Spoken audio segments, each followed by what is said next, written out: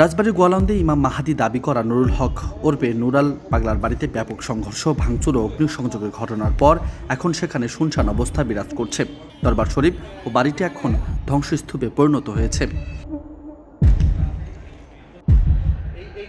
শনিবার সকালে সরেজমিন গোয়ালন্দ দরবার শরীফে গিয়ে দেখা যায় নুরাল পাগলার 3 তলা বিশিষ্ট বাড়িটির প্রতিটি কক্ষে ভাঙচুর করেছে বিক্ষুব্ধ জনতা। কক্ষে আসবাবপত্রগুলো ছড়িয়ে ছিটিয়ে আছে, যেখানে সেখানে আগুনে পুড়িয়ে দেওয়া হয়েছে বেশিরভাগ আসবাবপত্র। পুরো দরবার শরীফের নিরাপত্তায় কাজ করছে অতিরিক্ত পুলিশ।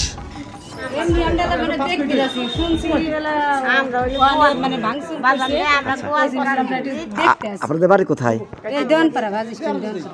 আচ্ছা, দেখার জন্য আসছেন? আপনার কি জন্য চাচি?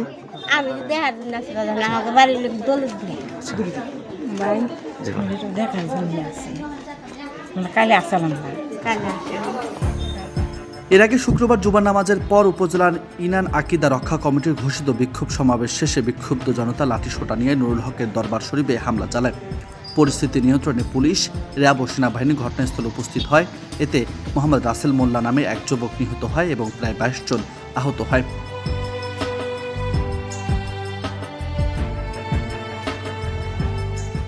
স্থানীয় সূত্রে জানা গেছে 23 আগস্ট বার্ধক্যজনিত অবস্থায় মারা যায় নুরুল হক।